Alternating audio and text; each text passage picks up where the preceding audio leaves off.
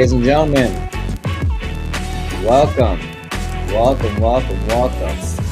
the Week 18 ETW podcast where you play to win the game. I am your host, Amir, and with me, as always, is Tossing the Football Greek. What's up? 18 weeks of football in, 18 Yeah. weeks of football out. And, Crazy. no waiting for the drama to happen, man. Black Monday, as they call it, is already upon us. Yeah. Patriots fired Jared Mayo. They did. Some last minute wins, I think, saved some jobs, i.e., maybe the Colts coach is safe for the next year. Aaron Rodgers possibly plays his last game in the NFL with a win and scoring 500 touchdowns in his career. Yeah. A lot going on. There was.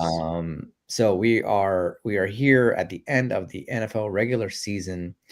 14 teams moving forward into the playoffs. The playoff field is set for next week, Saturday and Sunday wildcard games. Your Detroit Lions are the number 1 seed in the NFC, and we'll take a break. And your Kansas City Chiefs are the number 1 seed in the AFC, also taking a break, choosing to rest starters today. And they did. Basically not even showing up for a win and get into the playoffs for the Denver Broncos, who routed the second team and the third team. 38-0 of the Kansas City Chiefs. So props to Denver for making it to the playoffs. Yeah. And I think Dolphin players were well aware of what the score was in Denver during their game to the Jets, because it seemed like somewhere around the second quarter, they just stopped trying. Yeah. They were like, you know what? This is over. They knew that there was zero shot in hell. The Chiefs were not going to play ball. They could care less about the Bengals or the Dolphins. Yeah. They were perfectly happy to let their division foes into the playoffs. And so now you have 3 AFC West teams in the playoffs with the Chiefs, the Chargers, and the Broncos.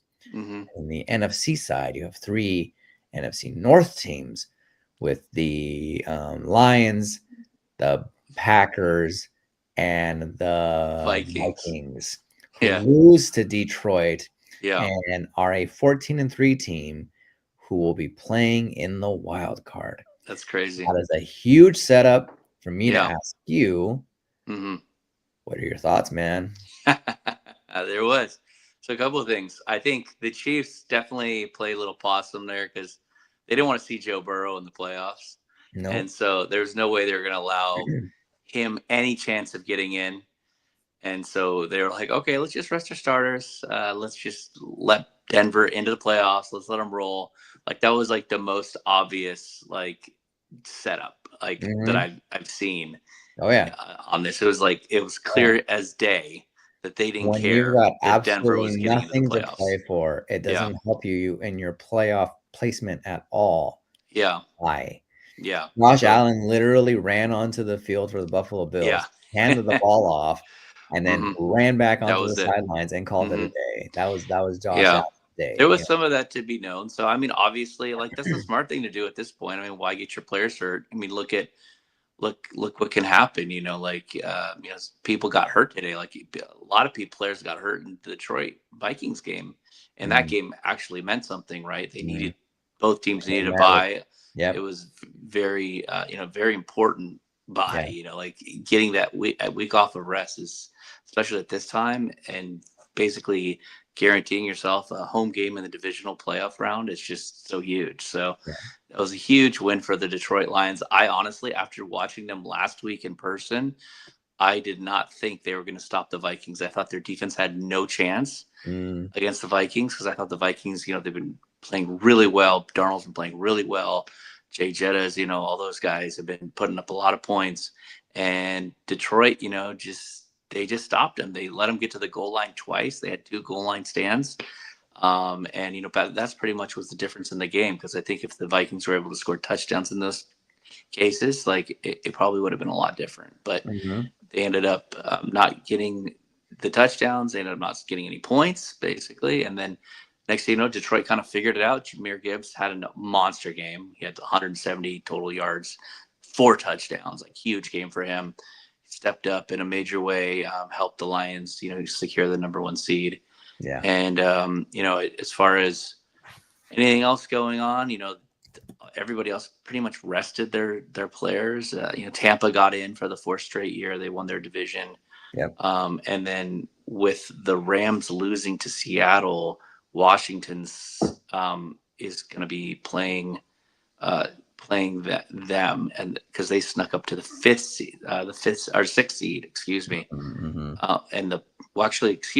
The Bucks ended up sneaking up to the 3rd seed because the Rams lost. So it's the Rams are going to be playing the Vikings now as the 4th seed. So right. That kind of was like a big deal because, honestly, if they win that game and they chose to rest their starters in the game, and I think, Jimmy Garoppolo was the quarterback for the Rams, so we all know how that went.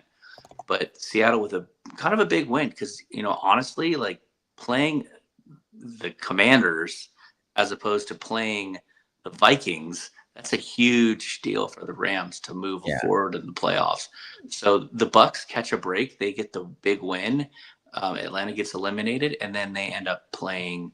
Now they're going to be playing the Washington Commanders, which I think is a much easier matchup. And the reason why they're playing the Commanders is because the Packers lost to the Bears, and the Packers end up dropping all the way down to the 7th seed. So now the Packers, if they are able to beat the Eagles, which is going to be a tough ask, then they're going to get Detroit in the next round. So the Packers definitely, by blowing it against the Bears, set themselves up for a much harder path too. So the Rams, the Vikings, the Packers, they all kind of oh yeah, they're more in trouble moving into the playoffs, and the Lions definitely set themselves up now to go to the Super Bowl because they've got the home field advantage. They just got to win 2 games at home where they've been dominant all year, and the chances of them getting the Super Bowl are really high at this point. So I think we've talked about it months ago, right? The Lions were going to be the number 1 seed, or are they going to be the team that goes to the playoffs this year, goes to the Super Bowl? And I think we both were hoping that it, especially after that Detroit Buffalo game, that Detroit and Buffalo would be the teams that make it to the Super Bowl.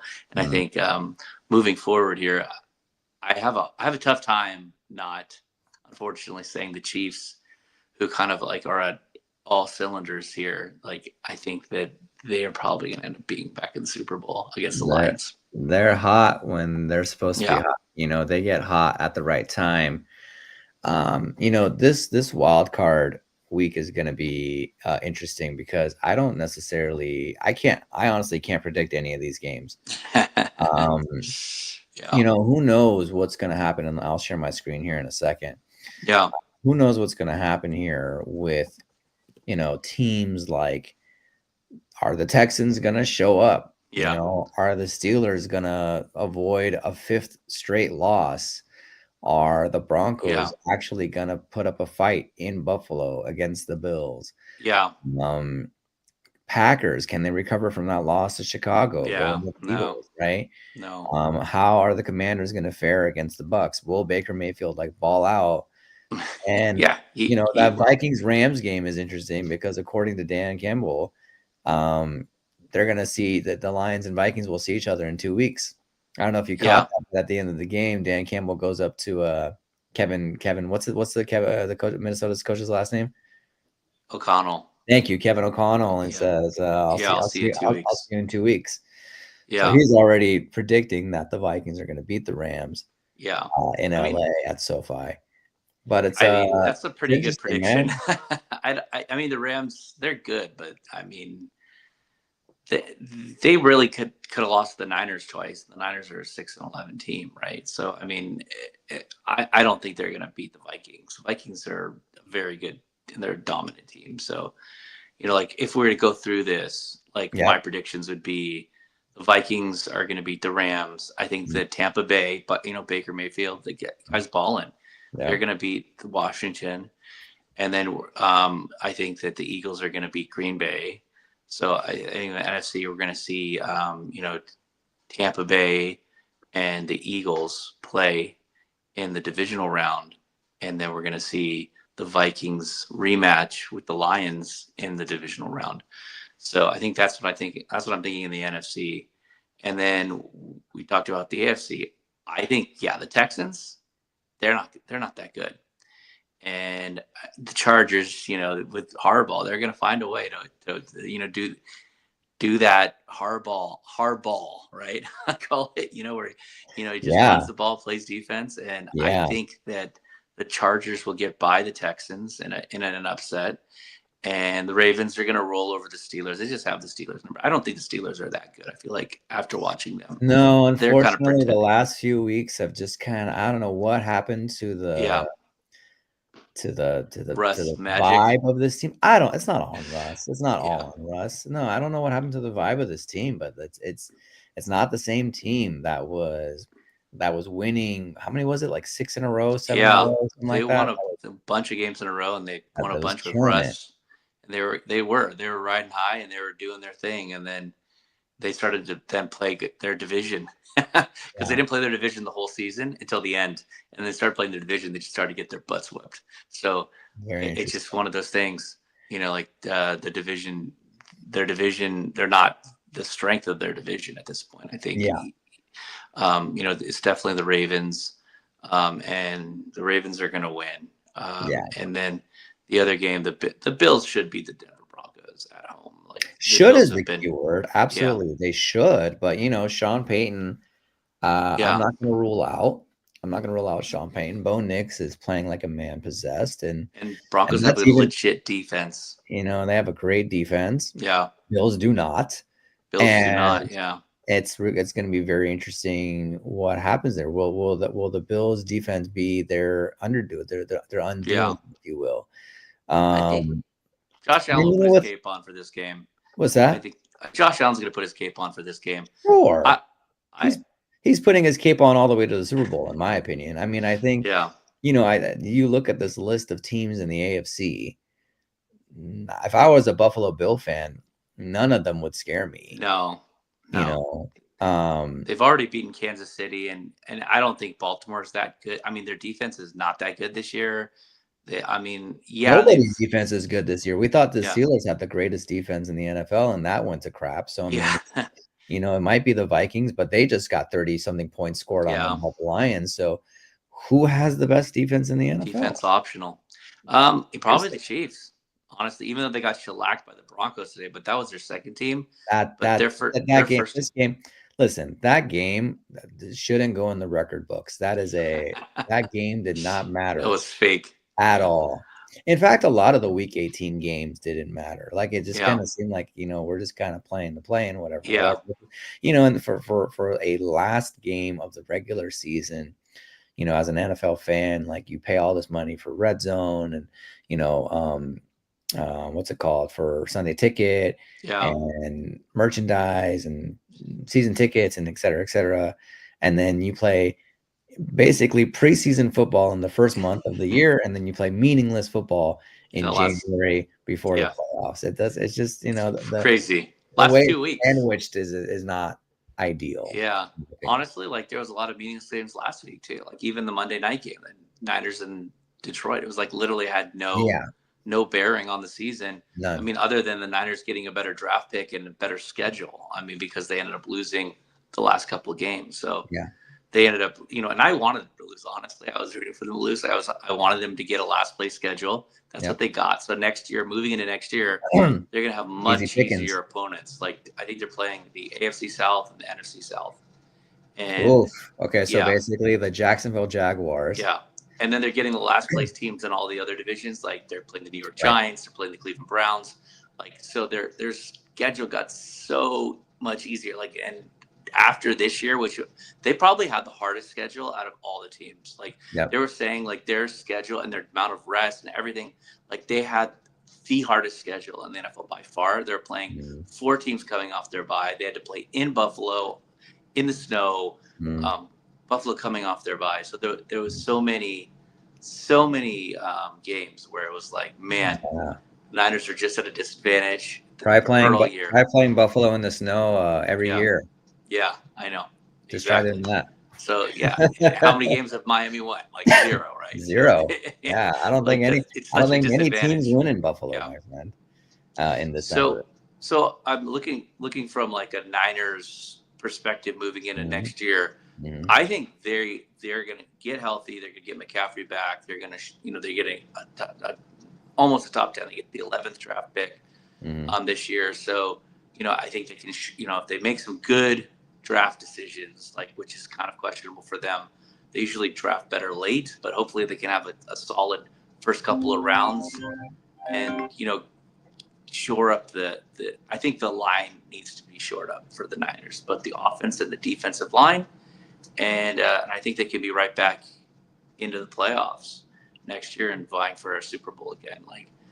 But their main concern really is signing Brock Purdy. Are you going to sign him for 60 million? Are you going to sign him Nope. for 50 million? You sign him for Nope. 40 million? Yes. I think that's a good spot. Yes. And my If I'm guess is they're Brock going to sign him Purdy, for about 45 a year, if I'm which is Brock crazy. Purdy, don't be greedy, bro. Do not be Yeah. greedy.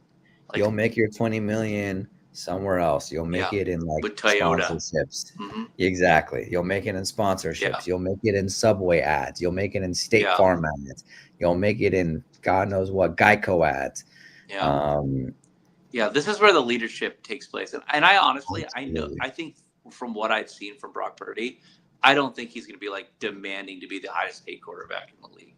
I think he's I going don't think he to be deserves it. like, "Hey, I'm going to take, like a good deal. I'm going to get what I think I deserve, but I'm not going to like destroy, basically the team's ability to compete because if he signs for 60 plus, like they're not going to be able to compete moving forward. They're not going to be able to field a team. So to me, look at every quarterback that got paid this year and their availability, right? Jordan Love hurt for some part of the season. Tua hurt for some part of the season. It's just it doesn't work out, right? Yeah, You gotta have money. You gotta have cap space for other players because it's not just riding on one person. It just doesn't work like that.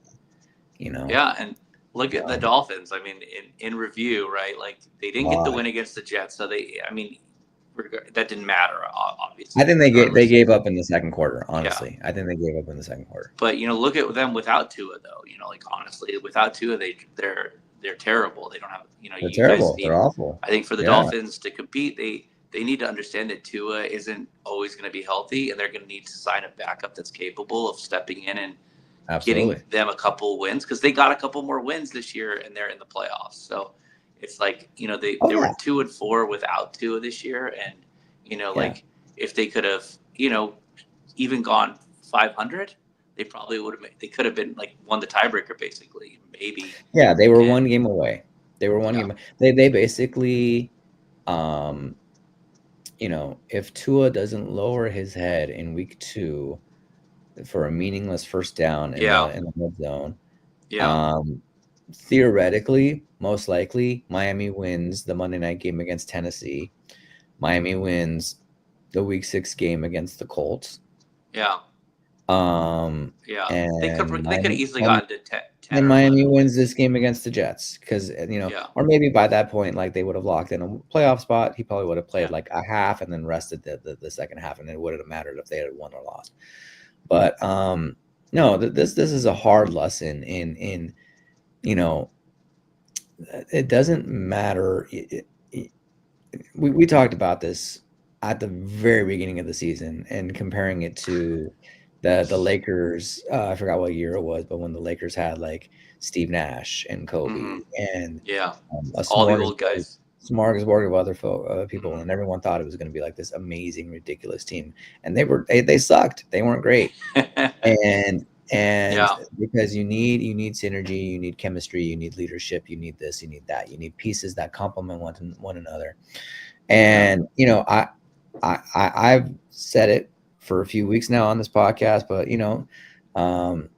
with Tyreek basically today, pretty much saying that he's out. That one of the pieces is going to be gone. So one of the pieces is going to be gone. And you know what? As a Miami Dolphin fan, I mean this in the nicest way, but that's fine.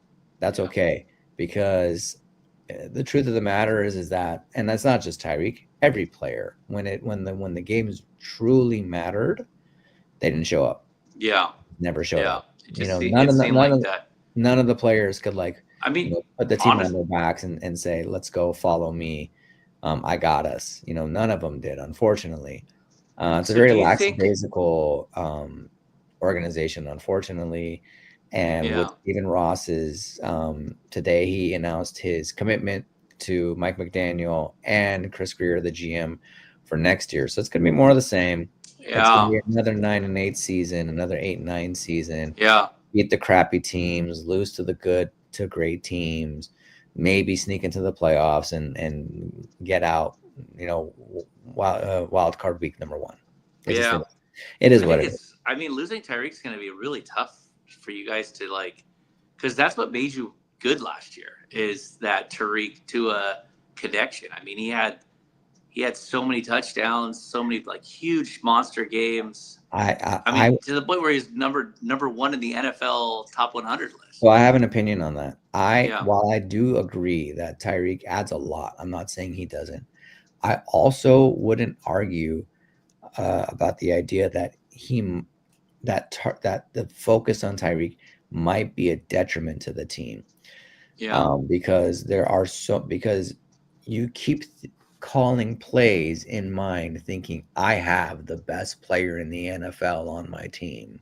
I Yeah. have to get him the ball, and sometimes that leaves you blind a little bit when it comes to play calling. You're kind of forcing stuff to Tyreek when it doesn't need to Yeah. be forced.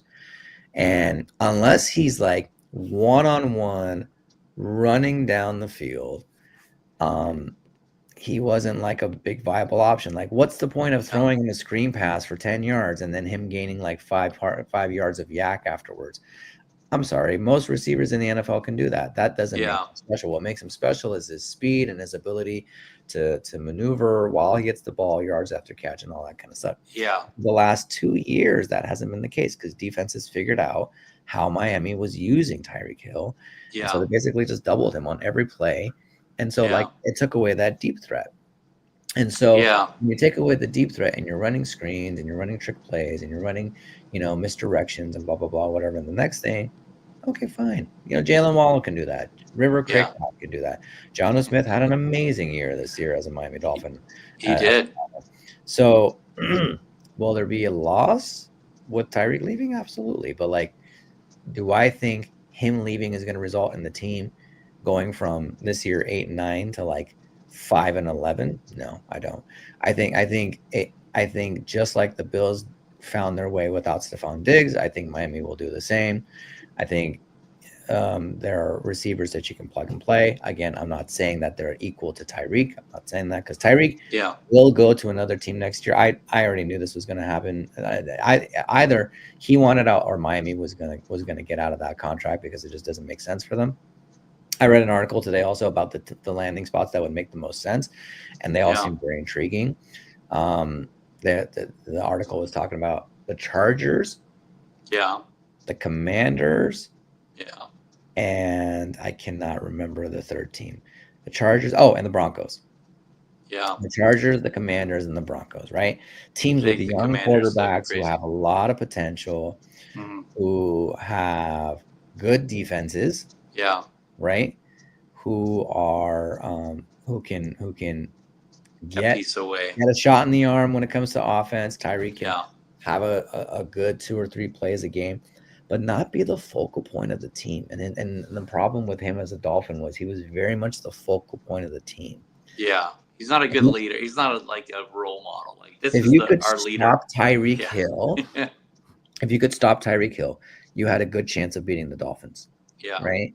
It's true. Versus if he's just a cog in a much bigger wheel with another team, you stop Tyreek Hill, yeah, that's fine. The team can still win because they probably have a running game, they have a great defense and special teams and blah blah blah. So, will I miss having the number one player in the NFL on wearing a Dolphins jersey? Sure, but I'm not sitting here saying that he's the be all end all of the success of the team. Yeah. It's so crazy how the NFL works. Like you look at last year, who are the top like players? Tyreek Hill, Christian McCaffrey, even, like Raheem Mostert, right? It was like, what happened? Like a couple years before that, like, Jonathan Taylor, like NFL is just like, it really is not for long, because literally every year someone's coming and they're, like making their mark. But, it's interesting, like when you look forward, like to next year, like these guys have a chance to like, reinvent themselves if they go to another team or they come back from injury, like, and be back to that form. Like you look at a guy like Derrick Henry, Josh Jacobs, even Jonathan Taylor to a certain extent, like at the end of the season, like he really came on strong. So like, like there's always kind of there's like these guys that kind of stay behind and they like, you see that they're like, in fantasy, we call them a fantasy zombie, right? Like, you thought they were dead and then they rise, they come back to life and they're good again. But like in like from a football standpoint, like you got like the rookies coming in, right? Then you got like the next up, like the guys like Malik Neighbors, who we talked about in the preseason, Brock Bowers, another guy that we talked about in the preseason. Like both guys like set the receptions records for for rookies, and like Malik Neighbors said it, and then Brock Bowers said it, right? In the afternoon game, he overtook him. So it's very interesting to see, how these players are going to do next year. Looking at, like as we start to look at like, okay, where are they going to get drafted in fantasy? Those things are kind of always an interesting thing in the offseason to look at. Like who's going to be the top 10? Like who's going to be our top 10 running backs? Who's going to be top 10 receivers? Our top 10 quarterbacks? Like, and I think that'd be a cool thing for us to go through. Like not today, obviously, but we'll go through it. Like at least my thoughts on who I think the top 10 are each position. So I think like that's always fun to like look forward to in the next season. So as we're kind of like doing the playoff previews over the next couple of weeks, I think we will definitely throw that in for everybody too, like what we think as far as rankings go for next year. So that's always a fun thing for us to talk about. Yeah, for sure. And I think, it's going to be interesting, again, not only how these playoffs play out, because really, I feel like the real result is going to end up in one of two ways. Yeah. Either the Chiefs win it. Yeah. Or it's going to be a team that has never won it before. Yeah. So the Bills or the Lions. I think that's it. Yeah. I don't really think, the Ravens have a shot of winning the whole thing.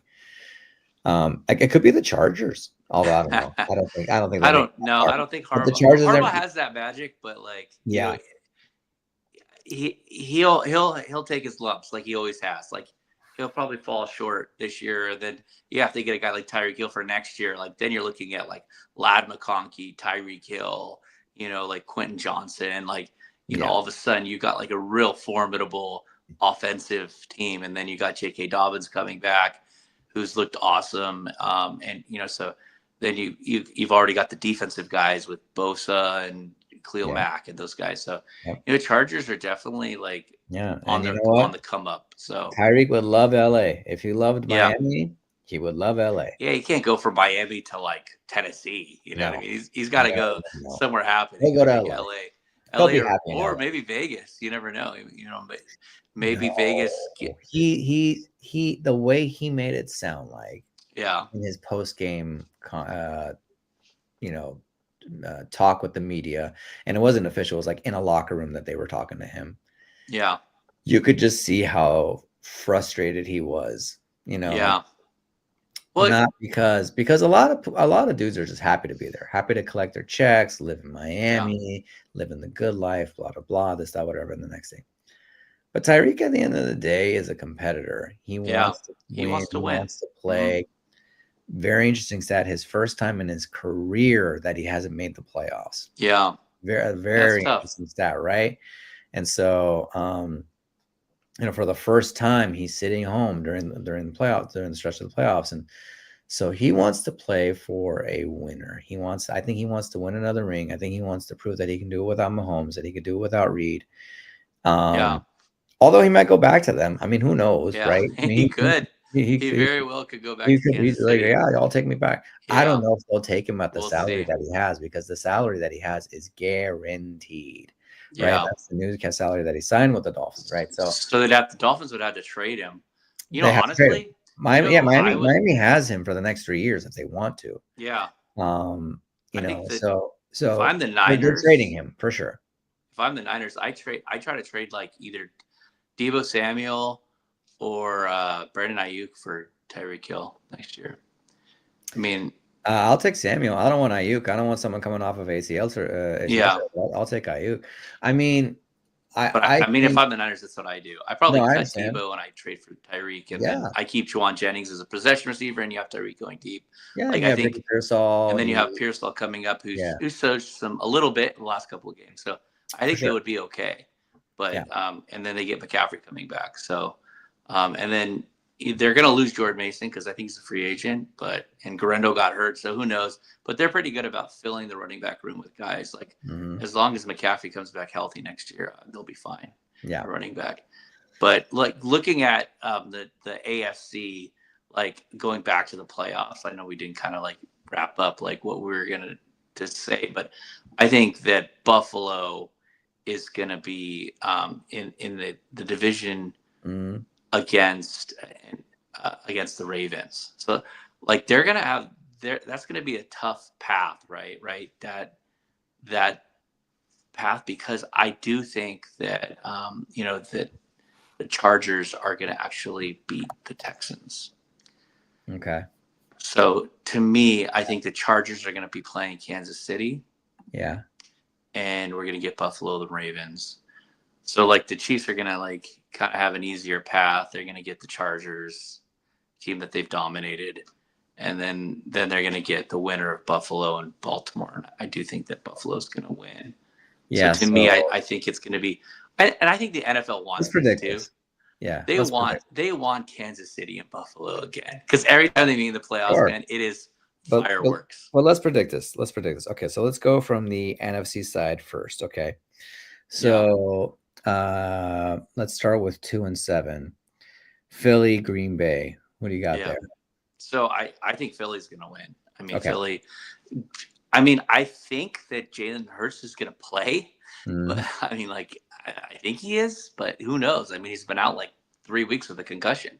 Yeah. So it's like, is he healthy? Is he going to be able to play? Is he past concussion protocol? So like, that's kind of an if right there. So I don't know.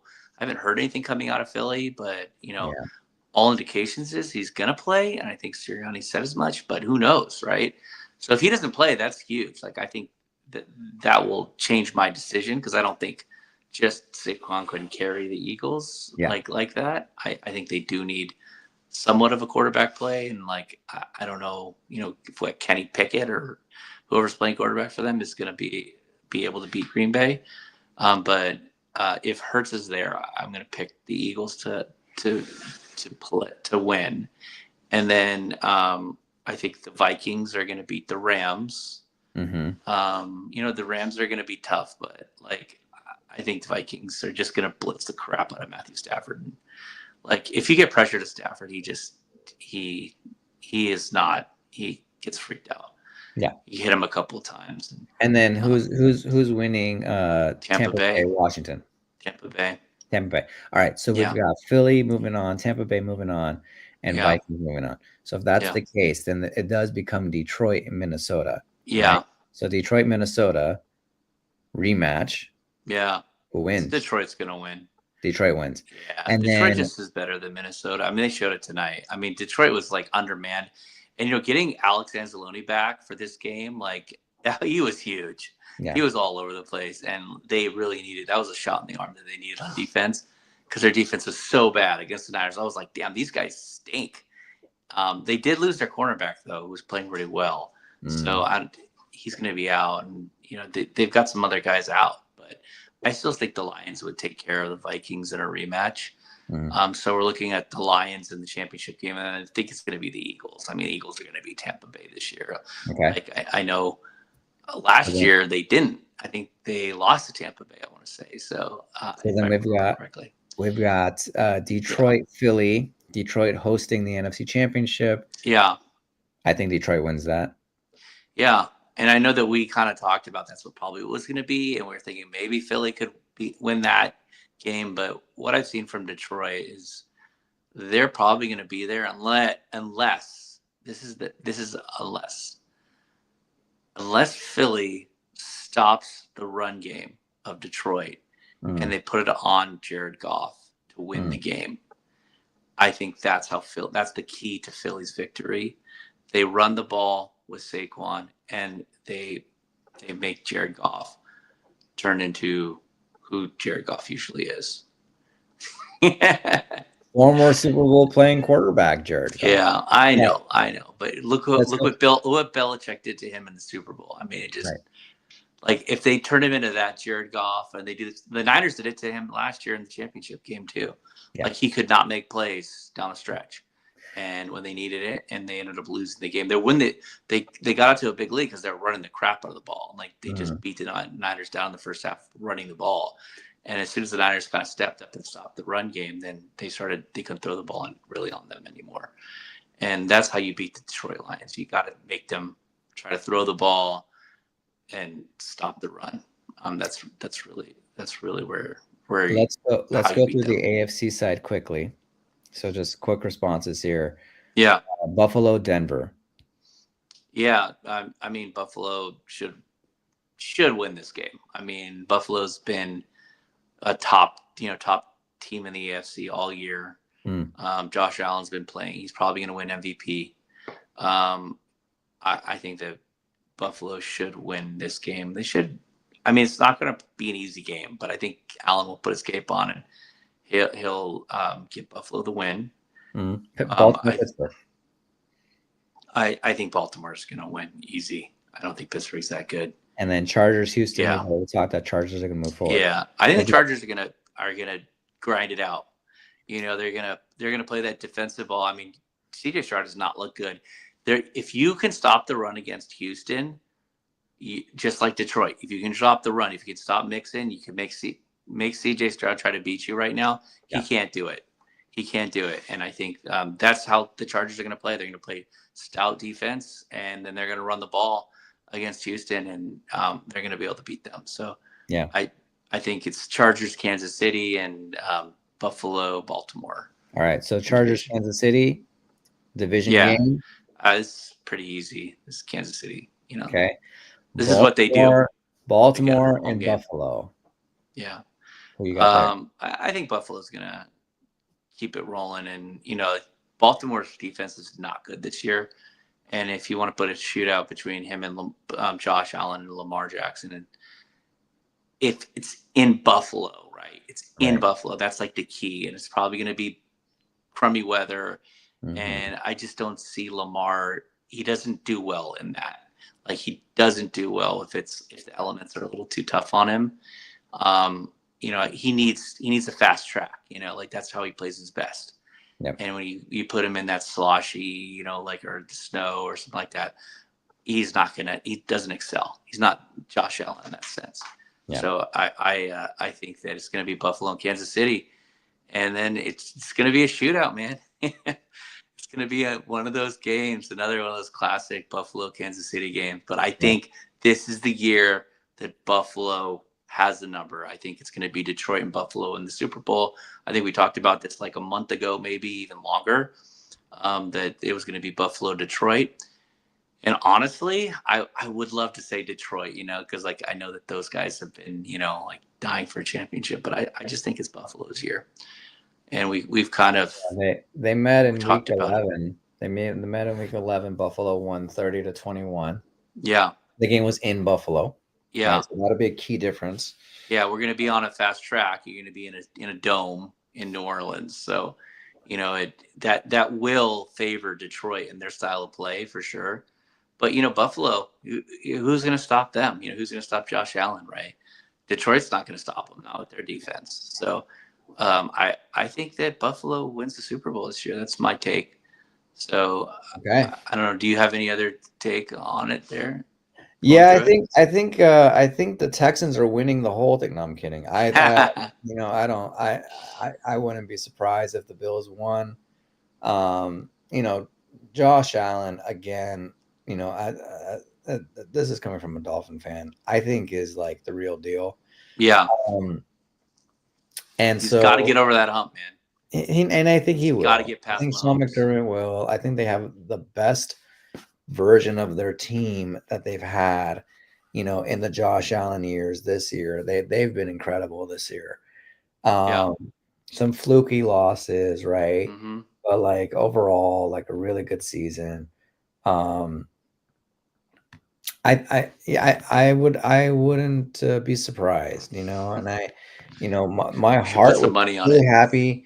My heart would be really happy if the Vikings won the whole thing. I mean, what a story that would be for Sam Darnold. Vikings, yeah. My heart would be really happy if the Lions won because that city just kind of. I mean, that city would implode. If they honestly, won a Super Bowl.